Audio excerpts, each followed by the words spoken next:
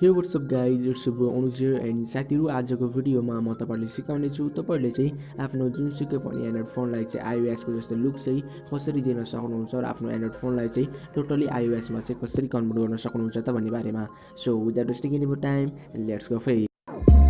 Whenever your heart is broken, don't ever forget you're golden. I will find a light.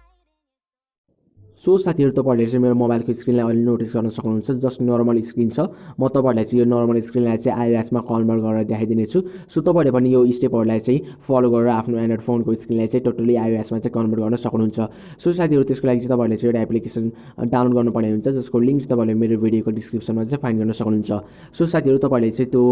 भिडियोको डिस्क्रिप्सनलाई checkout गर्नु होला र तपाईँहरूले चाहिँ त्यो लिङ्कमा क्लिक गर्नु होला र क्लिक गर्ने बित्तिकै तपाईँहरूले चाहिँ यस्तो खालको इन्टरफेस आउनेछ तपाईँले चाहिँ माथिको डाउनलोडको अप्सनमा क्लिक गर्नु होला र क्लिक गर्ने बित्तिकै तपाईँले चाहिँ एकछिन वेट गर्नुपर्ने हुन्छ र तपाईँहरूको सामु चाहिँ यस्तो डाउनलोडको अप्सन आउनेछ र ओकेमा क्लिक गर्नु होला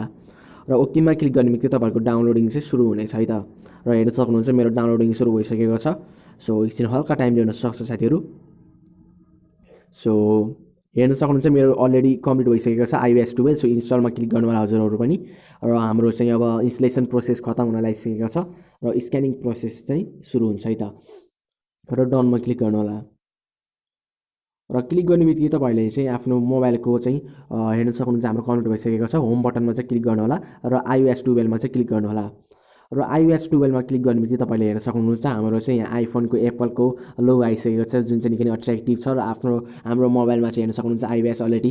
कन्भर्ट भइसकेको छ हाम्रो मोबाइलको स्क्रिन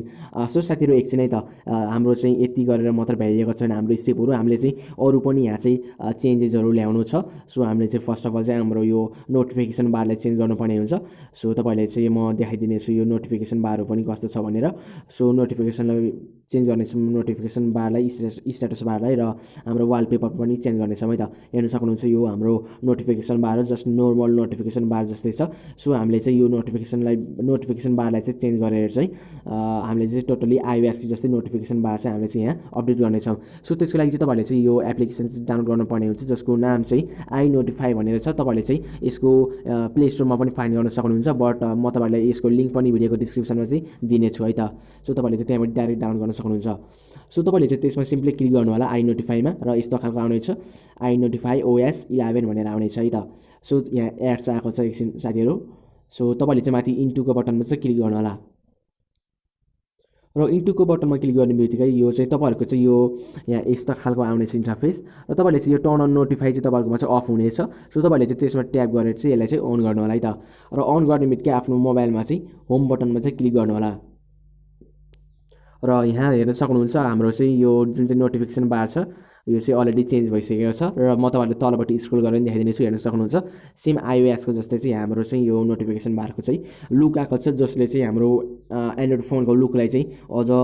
अपग्रेड गरिदिएको छ सो म तपाईँहरूलाई चाहिँ अब यहाँ चाहिँ वालपेपर कसरी चेन्ज गर्ने भन्ने देखाइदिनेछु सो म चाहिँ यो आइओएसमा हुने सबै वालपेपरको आइओएसमा म्याच हुने सबै वालपेपर चाहिँ म तपाईँहरूलाई चाहिँ डिस्क्रिप्सनमा दिनेछु तिनीहरूको वालपेपरहरूको लिङ्क सो तपाईँले चाहिँ त्यहाँबाट नि डाउनलोड गर्न सक्नुहुन्छ है त सो मैले अलरेडी डाउनलोड गरिसकेको छु सो म चाहिँ डाउनलोड गर्दिनँ सो तपाईँले हेर्न सक्नुहुन्छ अब हामी चाहिँ यो वालपेपरलाई चाहिँ चेन्ज गर्नेछौँ है त सो त्यसको लागि चाहिँ म फर्स्ट अफ अल ग्यालेरीमा जान्छु र एल्बम्समा जान्छु मेरो डाउनलोड्सको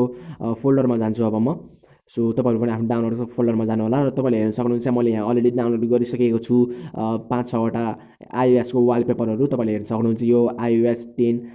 म्याक्सको हो तपाईँले हेर्न सक्नुहुन्छ र म चाहिँ अब यहाँ कुन चाहिँ राख्छु भन्दाखेरि चाहिँ एकछिन चुज गर्दैछु म सो म चाहिँ यो राख्छु है त साथीहरू सो सेट एस वालपेपरमा चाहिँ म क्लिक गरेँ र एप्लाईमा क्लिक गरेर सेट बोथमा चाहिँ क्लिक गरेँ है त र क्लिक गर्ने बित्तिकै म चाहिँ होम बटनमा क्लिक गर्छु र क्लिक गर्ने बित्तिकै म चाहिँ iOS 12 को चाहिँ हेर्न सक्नुहुन्छ आइसकेको छ र iOS 12 मा चाहिँ म क्लिक गर्छु है त र हेर्न सक्नुहुन्छ